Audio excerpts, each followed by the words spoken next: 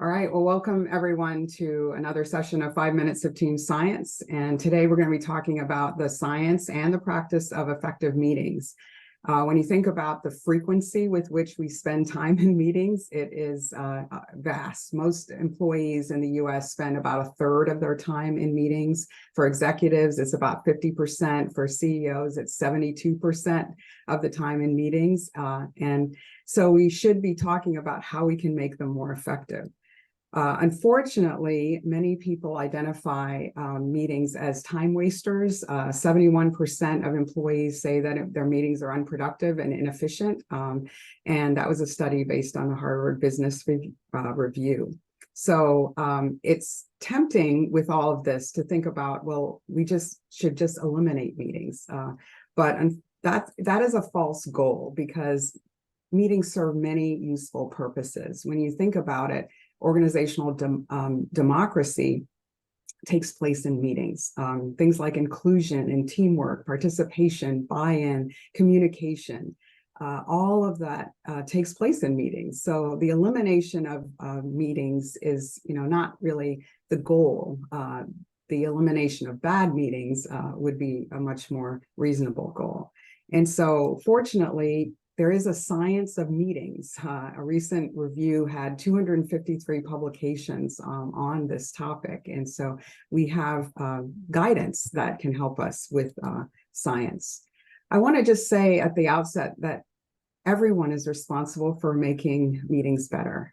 It's leaders, yes, they have an outsized role, of course, but everyone does. And so the fundamental assumption that we are powerless to do anything about poor meetings is not true. We are not powerless. We have tools and we can employ them. So one of the things, I'm just going to focus on a few ideas here from this literature. One of them is only meet when needed. A key question for leaders is, does the meeting have a purpose? And do you need people to collaborate with you? Those are key questions in determining whether there should be a meeting at all. As a leader, you're a steward of other people's time, and that should be taken very seriously and with intentionality. So a question for attendees is, why should I attend? Is it necessary for me to attend this meeting?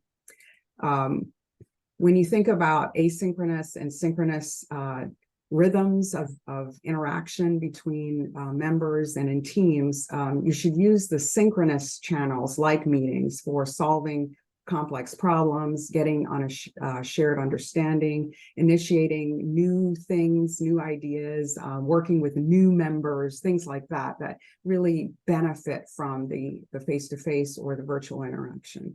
Asynchronous channels are much better for sharing updates and status reports, notifying people of changes, co-editing documents, and working in teams that maybe have been long established. So let me talk about just preparing for the meeting, because this is a key set of agenda items here. First of all, you only want to invite those that are necessary for the meeting, going for the smallest number of people reasonable, not inviting everybody that could possibly attend, because the purpose of the meeting, again, is the interaction. That's where the magic is. And the more people you invite, the less interaction there probably is going to be. And there's multiple things about this that I can get into, but I'm not going to here. But thinking about who really needs to be at that meeting, or even just a part of the meeting, to, again, be a steward of other people's time. Asking for input on the agenda ahead of time is good to just start getting buy-in for the meeting even before it happens. Delegating roles to other members in the meeting itself really increases engagement. And then instead of setting up an agenda by topics, framing them as questions is really a best practice. It helps you determine the purpose of the meeting. It helps you determine who should be at the meeting, who needs input, who's going to be able to input into that question, and how long you should spend, and all of that. So it really helps with the overall focus of the meeting. Beginning the meeting, you want to start on time. And then I've said this before multiple times, this connection before content, connecting socially before getting into the content of the meeting, it really paves the way for better interaction during the meeting. Yes, it does involve some time at the beginning of the meeting. It doesn't have to be a long time, a few minutes, but it makes things more efficient later on. And the example we had today with the fun facts of Jen doing those is a great example of that. In terms of carrying out the meeting, you want to really remind people about the purpose of the meeting, having those questions on the agenda that you're going to address so everybody's clear about what is going to happen in that meeting, and eliciting opinions from everyone, drawing people out, even those that might be overshadowed by others would be really important. Managing that time, if people get off track, bringing people back to the purpose and what is needed to be accomplished during that meeting, and then creating an environment where people can say, I disagree, I am playing out devil's advocate, let's consider another viewpoint, would be key. Closing the meeting, it's important that everyone's clear on what the action items are and who's going to do what and when. And then you might consider asking people to comment on the meeting effectiveness. How well did this go? What can we do to improve later? It doesn't have to take a long time.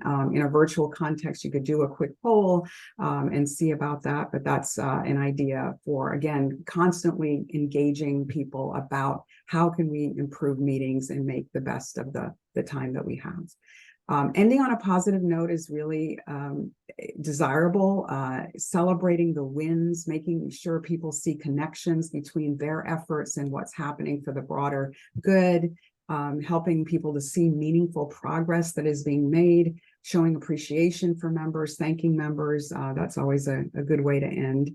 Ending on time, and then following up with email, because a lot of verbal activity has happened during the meeting, and it's often helpful for many members who are more visually oriented to have something written down.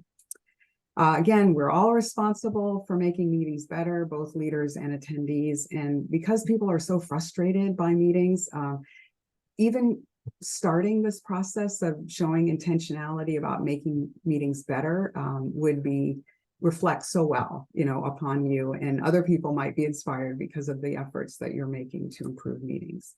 So is there one thing that you could do the week after break to make your meetings better?